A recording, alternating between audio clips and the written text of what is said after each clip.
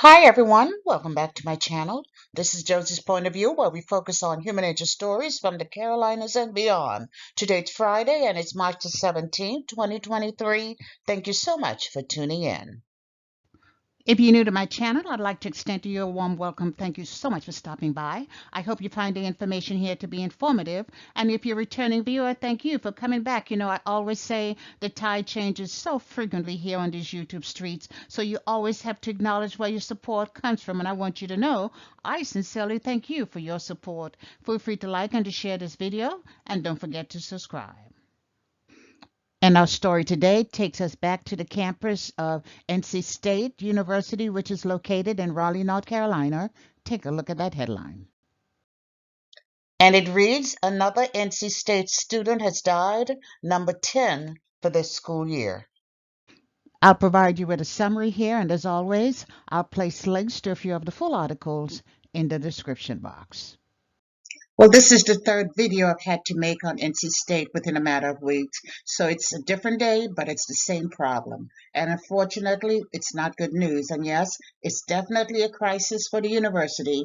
And it's shocking to say the least, but sadly, I must report on the death of another NC State student.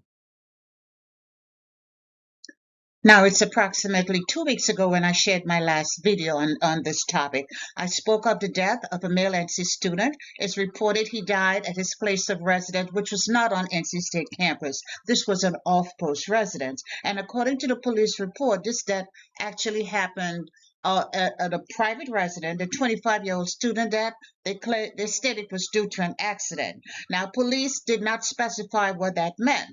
And it was one of the television reporters who stated that based on the evidence at the scene, that this most likely was drug related. But police was very careful in saying that they were going to wait until they had the result of toxicology report as well as the coroner's findings before they would put a label on it. So that was death number 9. Now, fast forward to Friday of last week, which was Friday, March the 10th, 2023.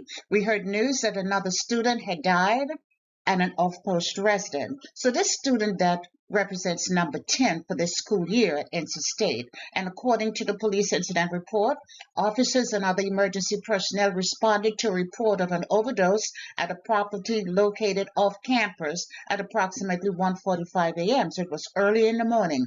Apparently, they found a young man. He was transported to a local hospital, but he did not survive. Now, the student was identified by name, but I'm electing not to mention his name or to show his picture. Now, I did not see an age in any of the reports that I read, but based on the pictures that I saw, he was probably in his early 20s. It was reported that he was a native of North Carolina, hometown Wilmington, North Carolina, and that he was a junior in the School of Engineering at NC State. It was also confirmed that the student death was an accident and that the death was a result of fentanyl overdose.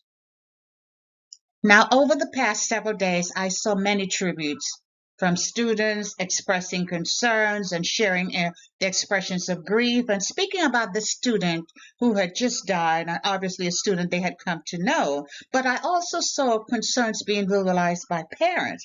I saw where parents are looking at the university and calling for change. Some said, this is not normal. So my question is this, change to what? Exactly what are you expecting NC State to do? They have implemented programs aimed at relieving stress in the student population. They have increased access to counselors and to counseling. Okay, exactly what else do you want them to do? They can't change the curriculum. That's how they were able to maintain their accreditation. But this is not an isolated NC State problem. No, it's not. It's a nationwide problem and currently a nationwide public health concern. I saw in a news report just yesterday that in a mall in New Jersey, police found 5 women who had overdosed on fentanyl. Now, this is a major concern, but it's not a problem for the mall.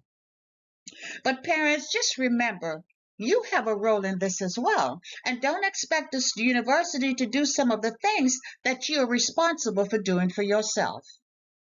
Nonetheless, we now have 10 students who have died at NC State this school year. The school year began in late August of 2022, and to date, 10 students have died, which seems like indeed, it's a very large number. But keep in mind, even though this has pushed NC State into the spotlight, and probably not in a very positive way, we should be mindful that this problem could be happening anywhere. It just happened at NC State this time. And also remember, this student lived in an off-post residence with roommates, so this incident did not happen on campus. But this problem is much bigger than one university, and we need to figure out how to solve it. I hope this is the last video I'll have to share on the subject, but should there be a need, I will. So let's pray the remainder of the school year will be without incident. Nonetheless, I'll try to stay on top of the story, and I'll bring you updates should they become available. And that's all I have for you right now. Feel free to leave me a comment below and let me know what you think about this video, and by all means feel free to like it and to share it. And if you haven't done so already, I want to invite you to subscribe to my channel by clicking on that red subscribe button. It's on the bottom right hand corner of your screen. And if you click on the bell that looks just like this one, that's the notification bell. If you click on that notification bell, you'll be the first to know whenever a new video is uploaded. I thank you for watching, and I'll talk to you soon. Bye.